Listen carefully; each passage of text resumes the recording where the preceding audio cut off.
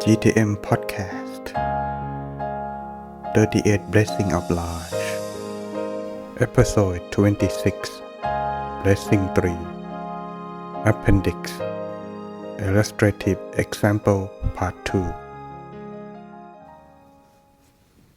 Hello everyone. So far we had covered most of the blessing tree, and today to understand deeper we're gonna show you about illustrative example story that go along with this blessing tree. Another story is about Venerable Sudapindiya Thera.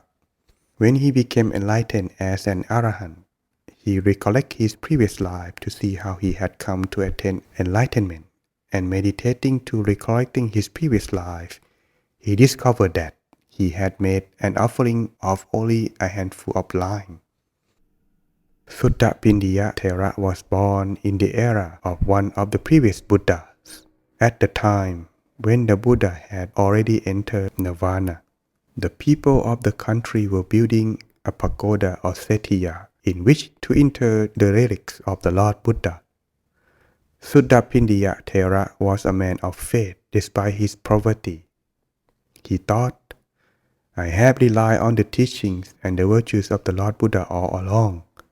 Now that the people are all building the setiya as a memorial to the generations of the future to take the same opportunity as the Lord Buddha to do good deeds all their life, it is only fitting that I should make some contribution to the building of the setiya on this occasion.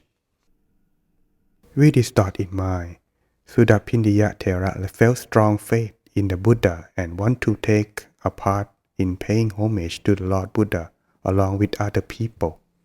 As a homeless, he had no possessions to give as an offering. He went and brought a handful of lime and took his lime as his contribution to building the pagoda. But on this occasion, although the contribution was small, but his faith profound. The fruit of his actions through faith made his mind so radiant that from that lifetime onwards to his final rebirth, he was born only in the human and the heaven realms. He never descended into hell throughout 94 eons and attained enlightenment in his final lifetime. In the opposite respect, if we cultivate anger or vengefulness for 94 eons, this will lead us to do no end of hateful acts, and the resulting extra interest of bad karma will ensure that you never get born in human realm again. Another example is that of Kosataki pays homage at pagoda. Her name means loofah. There are many species of loofah. Some can be eaten. Some are inedible and have to be thrown away. At the time when the Lord Buddha had already passed away, and his disciples will organize a grand cremation, King Ajatasattu enshrined the relics of the Lord Buddha in a setiya, and when the ceremony was over, there was a festival. At the time, there was a woman who was pitifully poor and who had faith in the Buddha since the time when he was alive. When the people of the country were holding their festival to celebrate the completion of the new pagoda, this woman wanted to join in the celebration by honoring the setiya with flowers. The woman wasn't discerning enough to buy beautiful flowers like the rest of the people.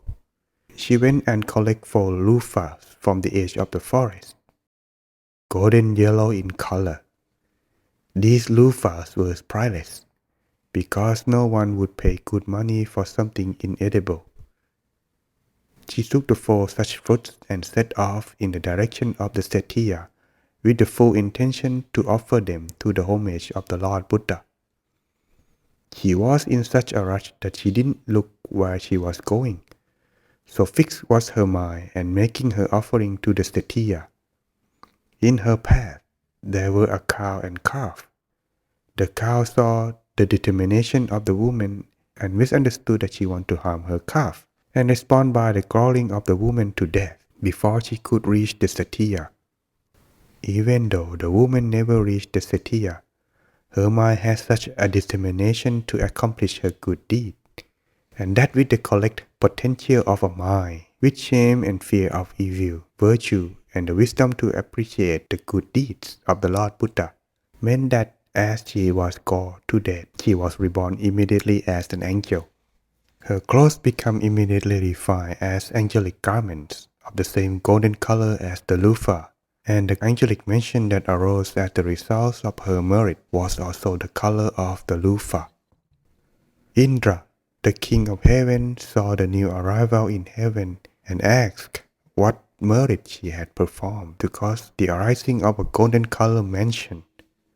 The angel smiled shyly and replied that she had done only something very insignificant, just taking 4 loofah to pay respect to the Satya, containing the relics of the Lord Buddha, but she had been gored to death by a cow on the way and regret not having reached her goal, or else the golden color of her garment and the mansion would surely have been even more striking than this. On hearing this, Indra exclaimed, "Paying respect to the Lord Buddha with a mind of faith, even though he had already entered nirvana, in no way lessen the fruits of good karma. Whether the Lord Buddha is alive or passed away, give fruits of merits equally. For this reason, even though we had been born in a time after the Lord Buddha has already passed away, it should in no way lessen our diligence in paying respect to the Lord Buddha." We had been gone over the positive example. This time, we're gonna go with the negative one. And the last story of our podcast today is Panchapapa, paying homage with resentment. Panchapapa. This name means 5 types of evil or sin, and is the name given to this particular woman by her father. The reason for such an inauspicious name was that the child was born defective and had handicapped hands, lame feet, squint mouth, squint eyes, and a crooked nose. None of her bodily organs were symmetric. Her hands were one way and her feet went another.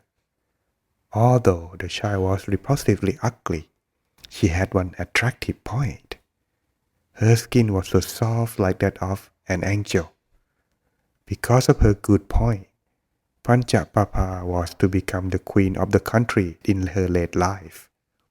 When she was in the royal palace as one of the royal consorts, her skin was so soft that the king forgot all the other women in the palace.